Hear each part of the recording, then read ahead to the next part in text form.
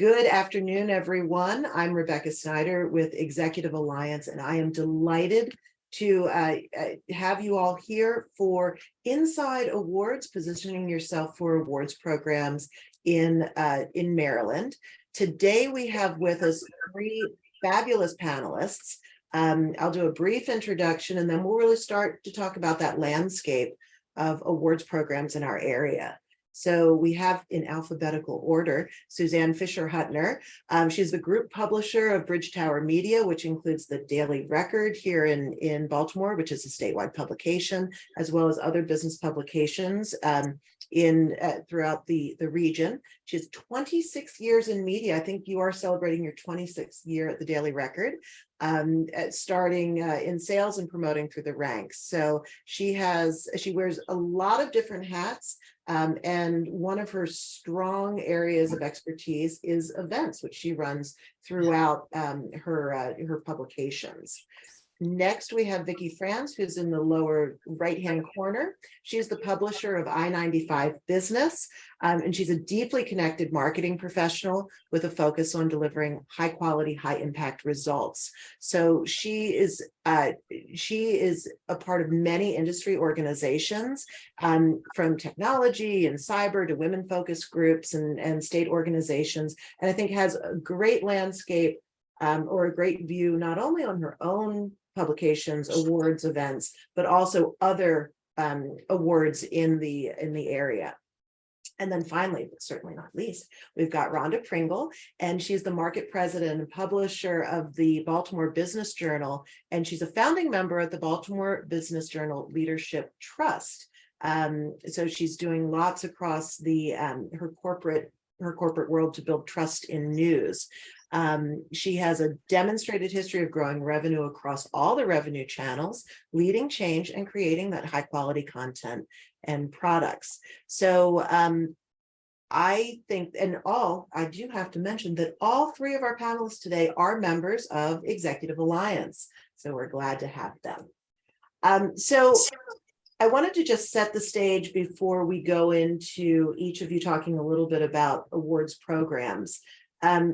Maryland has a tremendous number of awards programs, and of course our news publications, and we're talking really more from a business perspective than anywhere else. But I'm sorry, I think something, I'm not sure why I'm echoing, and I'm so sorry about that. But we'll see where it goes. So the landscape of awards, we've got business awards from things like Chambers of Commerce and the Maryland Commission for Women and all the associated chapters. Awards for, I'm going to mute you, Vicki. I think that's what's doing some reverb. Sorry about that. And we've got some of the business publications have a big series of awards. And what I want to get into today is really understanding why awards are important, who the target audience is, and how people can raise their visibility. So with that, Suzanne, I want to go to you first, because we'll go in alphabetical order again. And I want you to tell us a little bit about what the Daily Record does, not just for women, but your other awards programs, and what others out there that you'd like to bring to the group. Sure. Well, good afternoon, everyone. I know many of you on the call, and many of you are award honorees of the Daily Record. So it's very exciting to see you on the call. And I think it's great that you're taking the time to figure out how you can advocate for yourself, but hopefully others as well, because all of our programs only work if everybody takes the time to nominate all those outstanding people in their networks. So just to give you, and some of you already are aware of this, so I'll keep it brief, but the Daily Record launched Top 100 Women, which I think is probably our most well-known program. It's also our longest program, in 1996. So this year is the 27th year.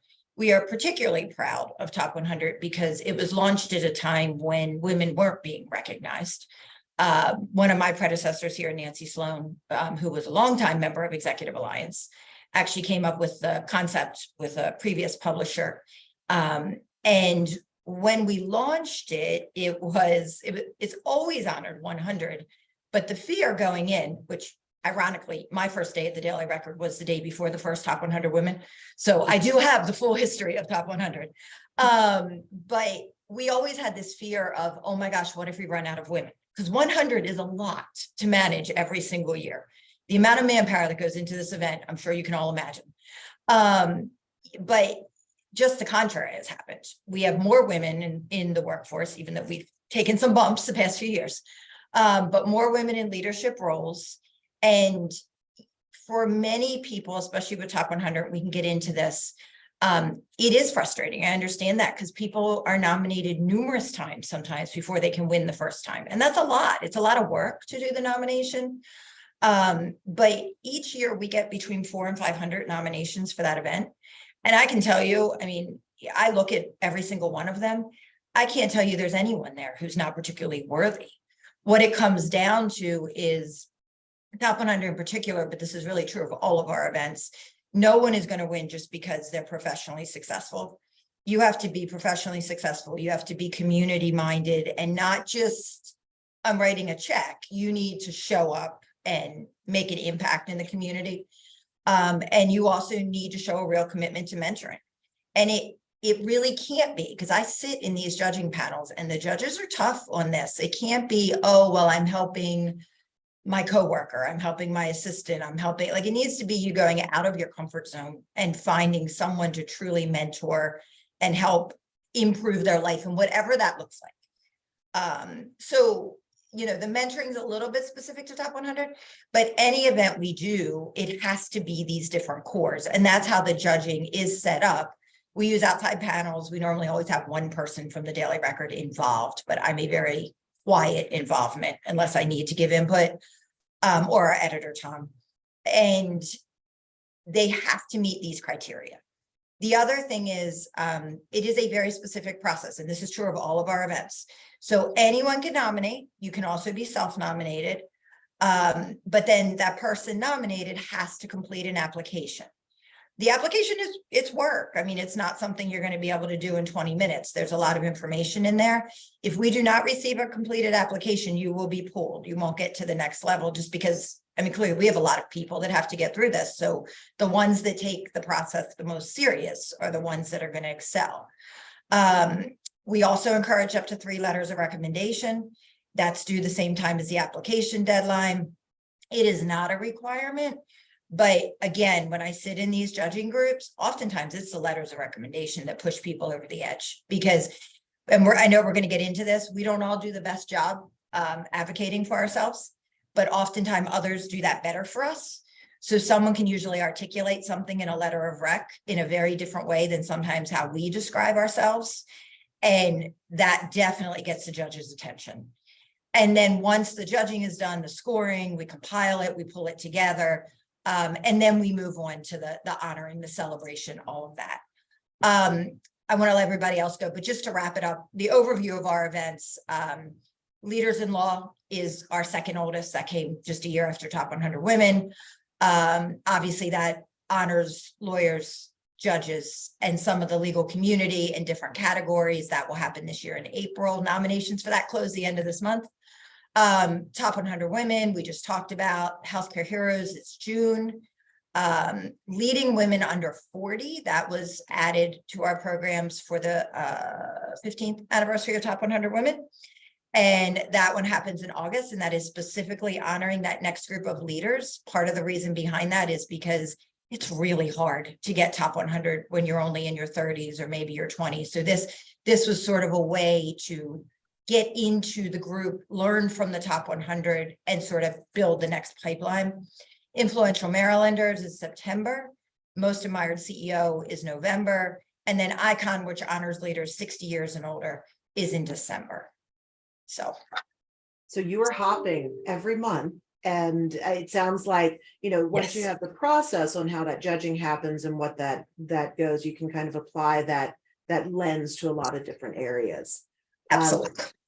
So Vicki, you are next up in our line. I'm gonna, I had put you on mute just because of that feedback issue. So can you tell us a little bit about what I-95 does and other awards that you've seen in the area? Sure, yeah. Hi, everyone. I founded I-95 business about 12 years ago. So we're the only locally owned and operated business publication. And we kind of did not enter the kind of nomination event forms that the other publications do. But we do have an event that we call Women of Influence. And this is an event that recognizes the women who we have featured in our publication over the past year. And it's a networking event. They receive some kind of a plaque or a takeaway. And we get all these women together just to celebrate and celebrate our successes.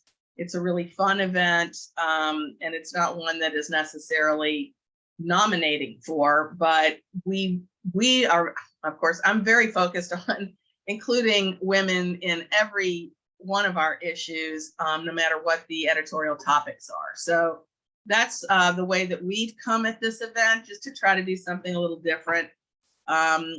There's several other organizations in town that you should be tracking. Of course, if you're in an industry trade association, those typically will have awards of their own, and I'm sure you're already tracking those. But some of the general ones that you may not be aware of are a program run by the Greater Baltimore Committee called Bridging the Gap. And this is an award that honors minority businesses and women in business. And they have several different categories. It's a really good program, and it's a great fun night of celebrating accomplishments. And that usually is being promoted. They should start promoting that soon. But if you are a woman-owned or a minority business, or you do a lot in the community giving space, that's a really great opportunity. The Better Business Bureau has, if you're a member of the Business Bureau, they do awards, and they have a lot of different titles across different sectors. So you would want to check on that and see if any of those categories fit what you do.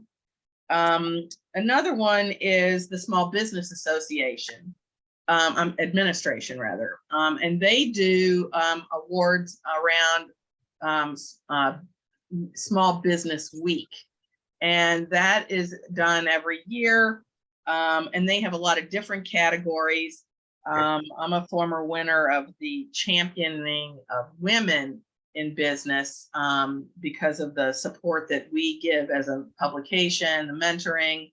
Of course, if you're a member of Executive Alliance, you also have an opportunity to be a mentor or be a mentee.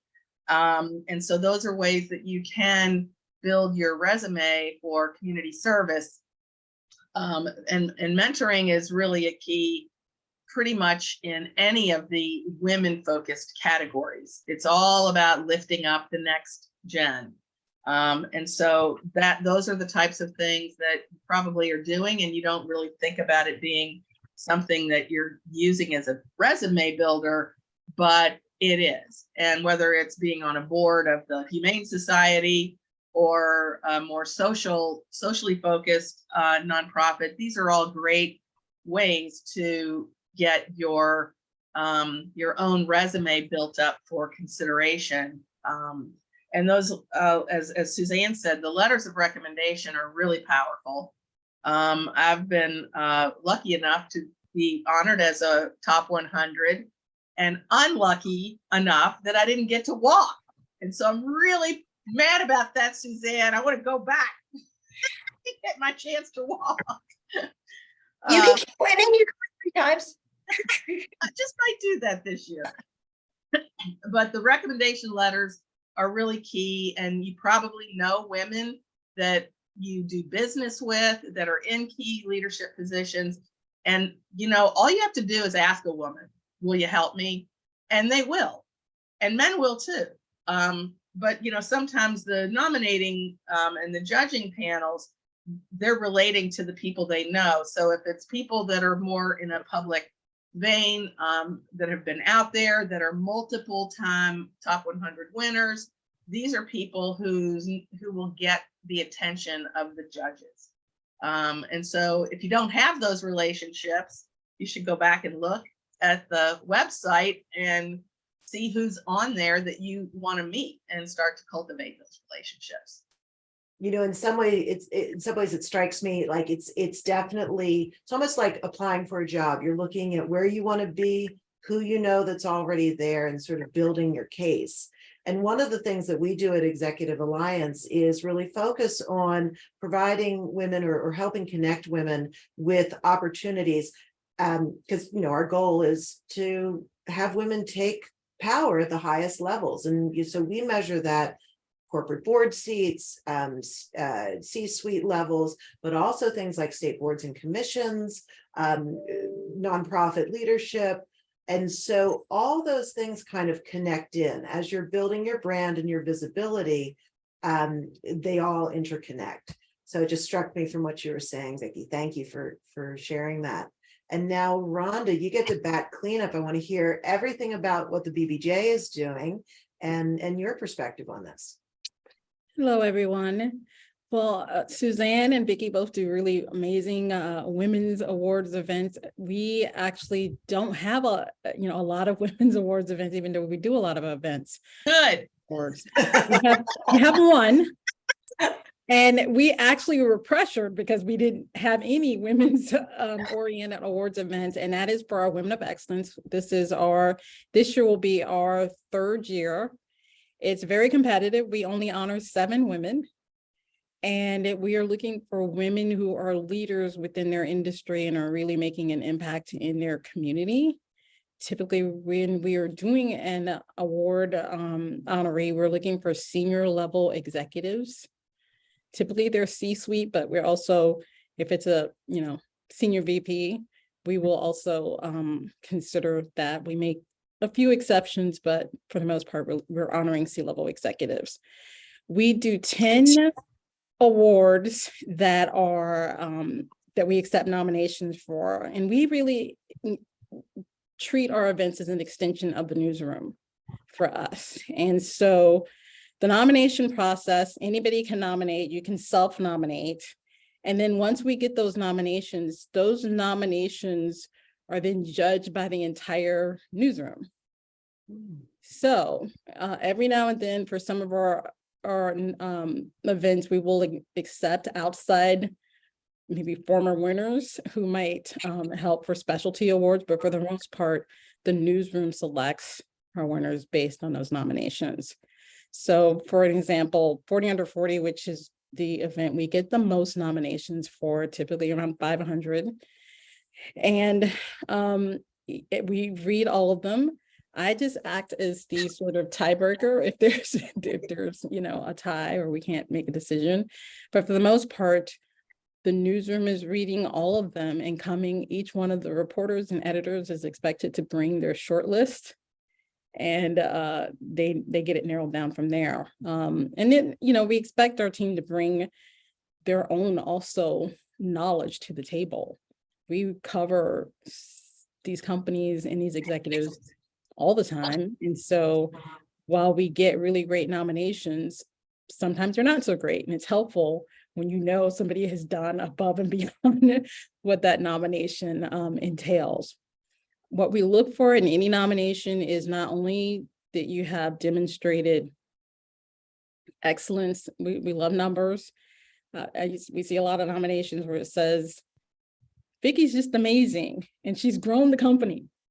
We like details. We consider ourselves a data company. And so we like to hear that Vicki grew the company 13%, we like details. We also like to understand how you're impacting your community in a positive way. So it's really difficult, pretty much impossible to receive an award if you don't have any volunteerism or sit on any boards or doing something beyond just your day-to-day job to be considered. So we definitely want somebody who is a philanthropist, who is really active in their community, and also an advocate within their industry is key.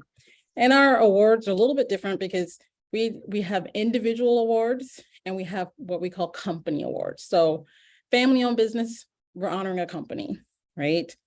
But for something like Leaders in Diversity, we're honoring an individual person. So you can sort of go through those nominations. They're all on our site. We actually put our nominations up in November for the entire year. And from there, you can kind of decide what suits you. I will say, one thing that's a little bit different from Top 100 Women, and sometimes people get frustrated with, is once you have received an individual award, you can no longer be considered for that same award again. So we will not honor the same person twice for the same award. So Michelle has won awards before. So, you know, if Michelle wins an award, then for CEO, we will not consider her again ever for that award. Now, you can nominate her for another area, like Leaders in Diversity or Women of Excellence, but never for the same award. So in some ways, it becomes almost like a lifetime achievement award in that respect. I hadn't quite realized that. And so before we get in, and I want to ask you, our first question is going to be, why are awards important to businesses and also to individuals? And while you guys are mulling your answer, I'll do a little plug for Executive Alliance's nomination awards. We have one award event, which is our honor roll event. It honors companies that promote women's representation, and it's a very, Rhonda, you were saying you're a very data-driven company. We're a very data-driven organization, and we honor organizations that have at least 30% of their C-suite leaders as are women, and at least 30% of their board seats are held by women.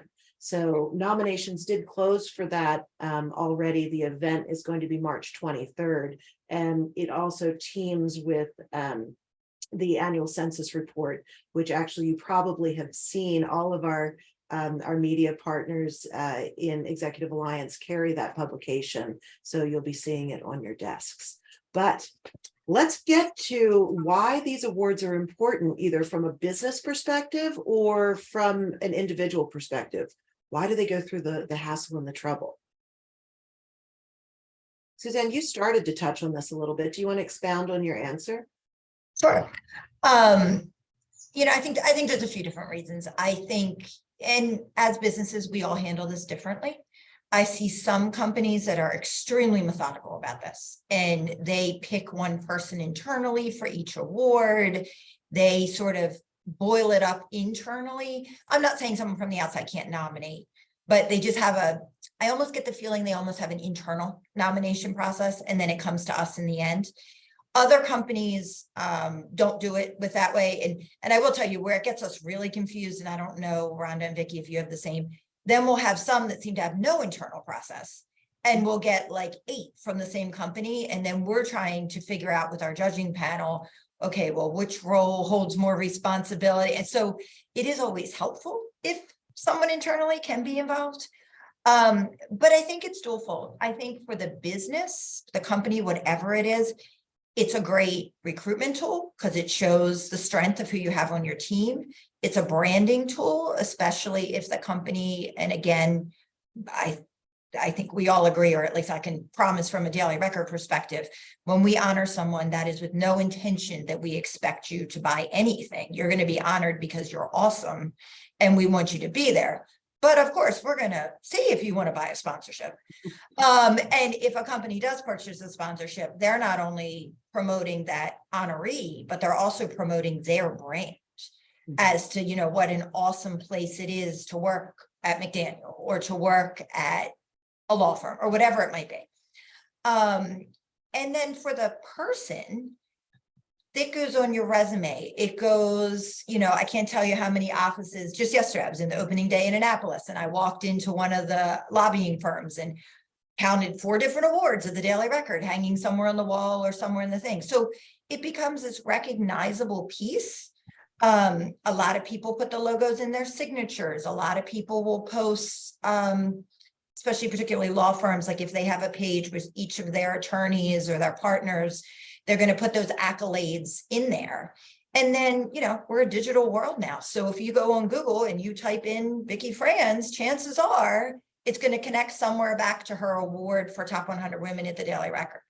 So there's a lot of different ways, both personally and professionally, and the company's overall brand, that I think awards serve a purpose on multiple levels. Yeah. Rhonda or Vicky, do you have things to add to that? Well, I want to piggyback on what Suzanne said about the multiple nominations. We always go multiple nominations do not help your score. So really just one great nomination is all you need. Because what we find is when people submit multiple nominations, you'll get 8 so to not great nominations. And you just want to combine it all and have one great nomination. I also will say that from a benefits perspective, you know, I have people all the time who go, you know, how can I get an article about my company? How can we get, you know, on your radar? There have been so many companies and leaders we've been introduced to through the nomination process. Companies that, you know, are not always at the top of our radar. And then the next thing you know, we're like, oh my gosh, we need to put them on our short list for this panel. Or you know what, we need to do a story on this organization. I had no idea they were doing this. So it's really a great way for us to also be introduced to your organizations in some cases. Absolutely. Yeah, I agree with that, Rhonda. It's, you know, there are so many wonderful companies. I'm asked all the time, how can we get featured in your magazine? And we have a unique business model in that we have pure editorial, that we drive each issue based on our editorial topics. But then we also include content marketing, content engagement with companies who wish to use our platform to send their message out and have coverage in the business community. And so we are able to write stories about these companies and their people. And it brings the thing is, there's nobody should be a best kept secret. Nobody should be hidden under a rock, because it's important to have that public display, both for your recruitment and retention strategies, and also to recognize your people, and also just to build camaraderie within your company. And so, you know, those kinds of things are super important, and people love to have those stories on their wall, just like you see with everyone else.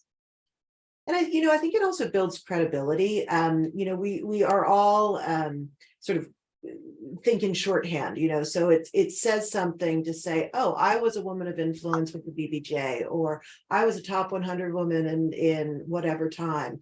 And it kind of says something about a person's ability to where they are in their career and what they're doing. So I think kind of, again, it's piecing together what your brand is. And what I'm getting out of this part of our conversation is not only the visibility, the branding, the credibility, but also just how important it is to be strategic about what you're trying to build, either as an organization, like if you want to go big in the diversity sphere, you know, the BBJ has a program specifically around diversity. You know, Executive Alliance's honor roll is all about gender diversity in a company. So it's, tell me if I'm just totally off base here, but it sounds like if you're thinking strategically, you want to figure out what you want to be known for, and then find the awards programs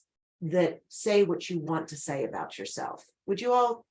Is that just Oh, absolutely. If you're a Absolutely. company and you've leaned into diversity and you want to showcase, and especially we've had companies who've said, well, in the past, we haven't really been known for our diversity, and we've hired this person, and we're doing this good work, and we want people to know about it. Okay, nominate your talent for leaders in diversity, because we're going to end up doing a profile. We're going to end up talking about the work that they're doing in your organization. And that's one way to get the messaging out. We also have a big focus on diversity in our October issue, and published a separate issue last year, strictly focused on DEIB.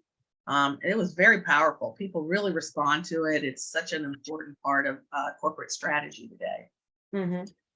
And I also think it's when you're being strategic about it, there might be trade industry specific awards that you go after to say, okay, well, I'm really big in construction, so I want to go with, you know, the Associated Building Contractors. And then you have more generalized awards that ride across a lot of different sectors. So just some things to keep in mind.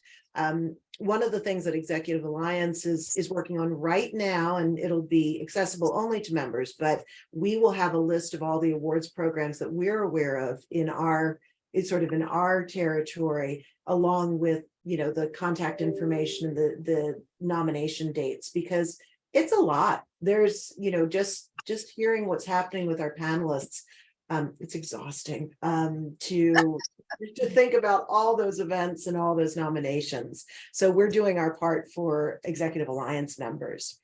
But for a group, I wanted to talk with those recommendation letters have come up so many times, and when Rhonda was talking about data and the specificity and whatnot, it just made me think it's almost like you're writing your resume and you're getting those letters of recommendation for a job. And I know when I've been looking at recommendation letters, it sometimes feels easier to figure out what I want to bring out about an application and then find someone who can speak directly to that piece. So could you guys talk a little bit about how to make, because it's scary to ask for a recommendation when you just put that blanket ask out.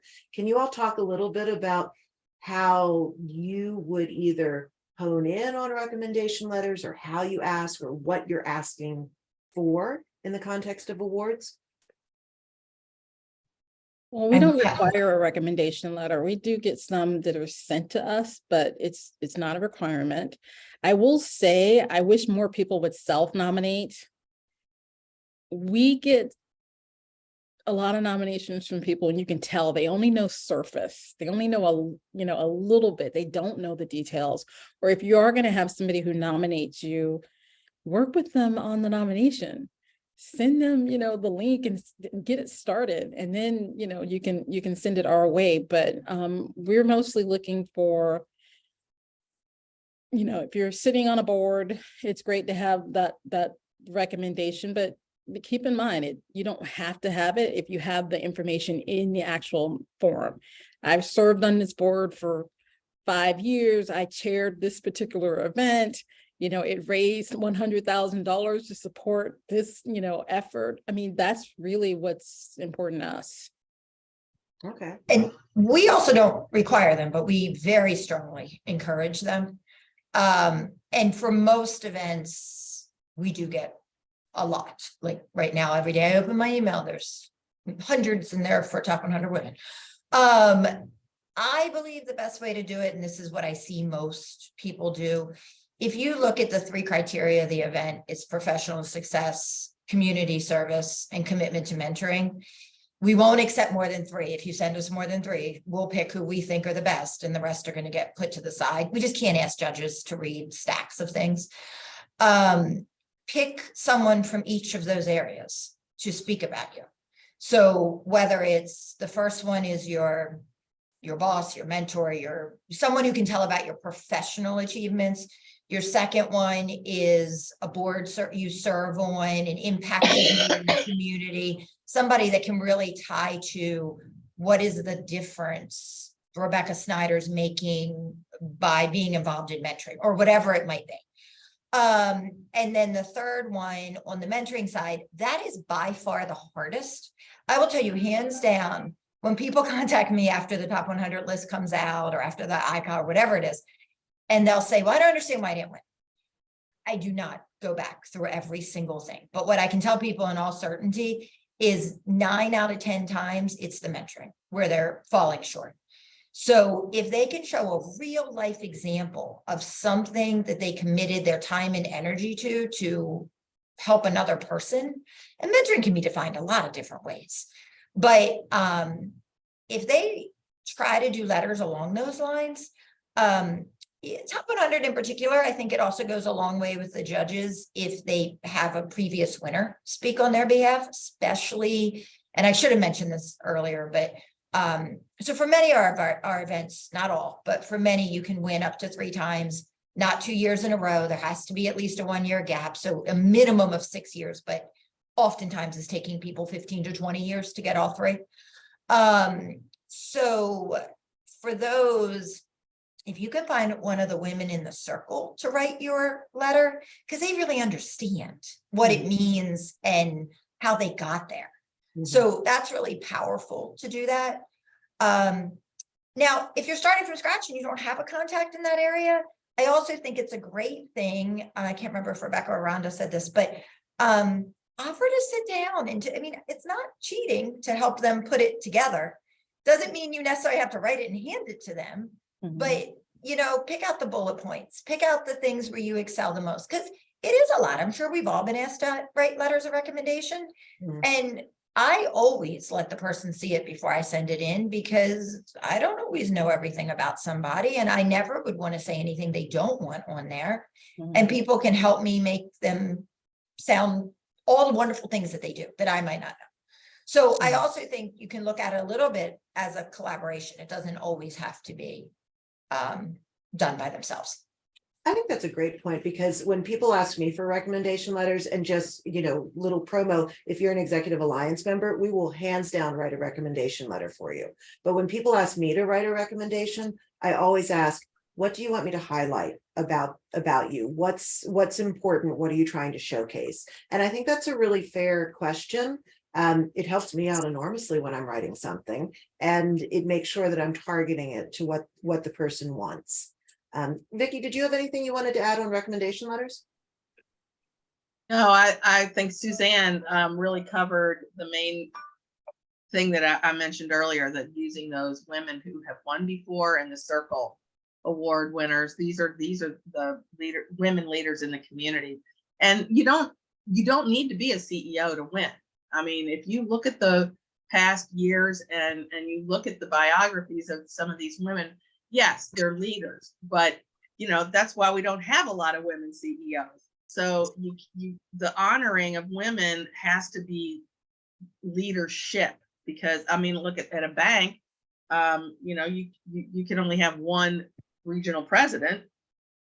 Fortunately, several of them are women, but there are a lot of senior VPs at banks, law firms, and so forth that are on those lists. So you may know people, and you may think you're not qualified, but you should ask and talk to people, and it's good practice. Absolutely. So I want to one of the things that came up in our introductory round was that idea of nominations versus applications. Does it look bad if you self-nominate? Is that does it look like you're putting yourself forward too much? Could you all talk about sort of that push-pull between someone else nominating you and you nominate it and you doing a self-nomination, and then how that carries through to the application? I don't have a bias whether you self-nominate or somebody else nominates you. Probably most of our nominations come from public relations firms or somebody within the organization, but there's no reason you can't nominate yourself. I think that, one of the things that we don't do is we don't reveal who nominates you until we reach out.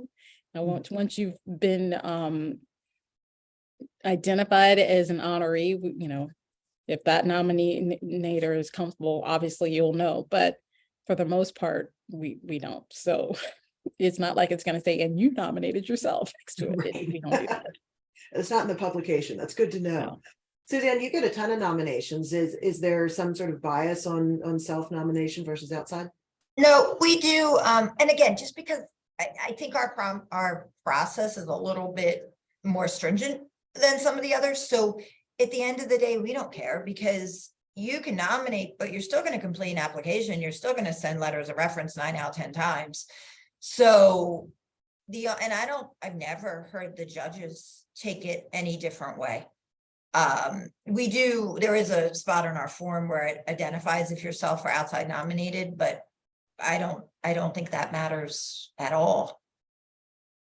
Okay, great. And then I think Michelle Eberly had asked more about how that nomination turns into an application. Do you have, and Michelle, did you want to jump in and articulate more about what that point was? I thought, there's always betwixt and between in terms of you've got the nomination and then you actually have to apply.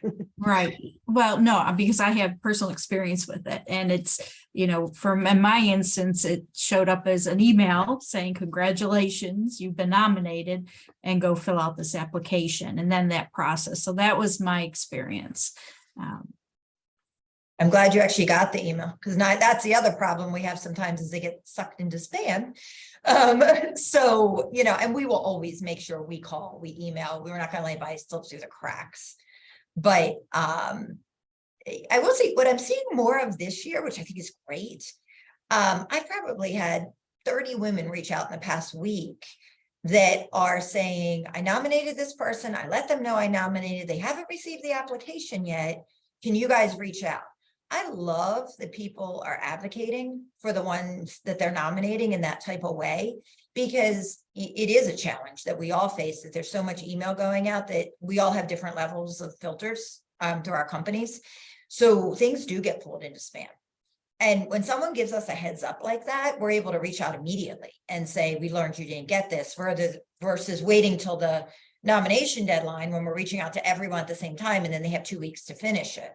So, I would just say, if you are nominating someone, be an advocate for that person and make sure it gets to the next level, because that always sort of bums me out some when I'm looking at them. I see some of these awesome names come up and they never completed anything else. So we're not going to take them to the next round, but I know they would be fantastic honorees to have in the group. And sometimes I just wonder, did they not get it? Did they not respond? I mean, everybody's busy. We all get it. We all get a lot of things. So I just think it's great if you can advocate for that person you're nominating and make sure that they go through the process, even if you have to help them. Anything to add from Rhonda or Vicky? Because I'll start to open it up to questions from the floor. So anyone have anything they want to go ahead, Vicky? I would like to add that our Women of Influence event is going to be April 25th. And if you'd like any information on that and or how to be a part of that issue, just reach out to me at my email. Perfect. Terrific. All right. So now I want to open it up to our participants. Did we cover the things that you wanted to know? Do you still have burning questions? If so, either just unmute yourself and ask or put it in the chat. All right, Stephanie Bagley has to leave. Anyone else have any Rebecca, I'll just jump in. One, I think this is really, really helpful to understand the mechanics behind it. Like I said, I was fortunate to be nominated and I didn't know how that occurred or, until after the fact. But my question actually is for you, Rebecca. When are you going to have the resource list for EA members? Because again, I'll just speak for my agency. We have not thought about this strategically. We've got really great people that work for us, but haven't thought about it strategically. And now I'm thinking, okay, we're going to talk as a leadership team and see, who do we want to move forward for a nomination? Because we have some very competent, qualified people. Absolutely. And we just heard Governor-elect Moore yesterday talk about filling 5,000 vacancies in state agencies in the first year. And, there's going to be a lot, it's going to be competitive. So we're working on that now. I would say it'll be another couple weeks. But if we're able to, I can work with you offline to give you our list. We just haven't put it on the site in a pretty way because we're redeveloping some of our member portal things. So that will be coming down the pike though. And I'm always happy to help you guys strategize on where you want to go for awards or what you'd like to do. While our panel while our participants are thinking of more questions, I'm going to ask our panel to start thinking about the one thing participants can do to stand out in this process, and that'll be our closing question. And so I'll go back to our participants. Any other questions for our panel? Anything you want to know? I feel great that we must have answered everything. I feel like I have learned so much through this process, and I really appreciate each of our panelists and our participants for bringing their knowledge and expertise. I'm looking forward to attending all of the events for Rhonda and Vicki and Suzanne's publications. And I know many of them do have companion publications that go along with the events, which allow that to the event to kind of live on, which I think is a little bit different from maybe some of the private sector or trade association awards. So thank you, Vicki, for putting Women of Influence there. And let's, in our last 4 minutes, we'll just go around our panel and ask, what's the one thing as a takeaway that an applicant can do to stand out in the process? Anyone want to jump in first, or shall I call on someone? I think That's a hard question. I know. I mean, I think for me, when I'm looking at a nomination, when somebody has a personal story, it's hard not to stand out. You have people who have overcome really difficult circumstances, whether it's caregiving and whether it's they had cancer, whether some challenge. And so in addition to all the great things they're doing on their job and the work that they're doing to help mentor people, when they have that story, that personal touch, it's hard not to pull at your heartstrings. Mm-hmm. It really is. Well, and I think also with so many nominations flooding in, and the one big takeaway for me is like, woo, this is a competitive process. Telling your own story and personalizing it so that judges or selection committees can understand who you are and how you arrived at this space. Like, that's so powerful. You're not just facts and figures on a page. You're a real person, and articulating that is critical. So thanks for that, Rhonda. I'm going to cheat and say two. I agree with Rhonda's two as well, but two very different things. First of all, be complete. Like, there is nothing harder than when you're saying you've done all this board service, but we have no dates. So we don't know if it was 10 years ago. We don't know if it's current. And then second, if you are having someone else write it for you, make sure you edit it and you're not changing the pronouns and tenses the entire time, because it gets the judging panels really frustrated when it starts as I and moves to her and goes back to different, if you're not writing it yourself, it should be written in a way that someone thinks it came from you if it's the application. If you are writing it yourself, you just should have someone edit it before you finish it. Because it just gets, again, when you're looking at hundreds and you're trying to make a decision, those little things will trip you up if somebody's much stronger and more articulate. And we all have somebody in our life that can give it a second glance and look at those sorts of things. It just comes down to timing and planning ahead. And I know we're all short on time. Right. Oh, so, 90% of the world is showing up. So actually completing the application, critical part, completing it fully, and also taking the time to edit. I mean, you are sharing your story here. And so be a good gatekeeper of your legacy. Vicki, do you want to share your? I think they've covered it. I think that as Suzanne mentioned earlier, the mentoring thing really is, and community service. We look for those kinds of things even when we're writing stories in our magazine all the time. We're looking for stories that are beyond the face of the company, so that how are they impacting the community? And so when you have that kind of involvement with your community, where you have personal opportunities to impact people and places and things, that's really strong, and that's why you get recognized. And let me just piggyback on that. It needs to be having an impact outside of your normal role, because there are people who get honored and that's their job, is to impact the community. It can't just be an extension of what you always do. So we're always asking ourselves, is this above and beyond what you would be expected to do? Mm-hmm. Yeah. So it's sort of like bringing your full person, your full story to the nomination process. Well, we are now hitting 1 o'clock, and it has been such a pleasure to speak with each of you. This has been so informative. As I mentioned, we did record it, so this will go out to our registrants and we'll post it on the Executive Alliance YouTube. And I look forward to seeing a fabulous crop of nominations and awards events this year. Thanks so much. Thanks for the Thank you. opportunity. Thank you all for sharing. Thank you.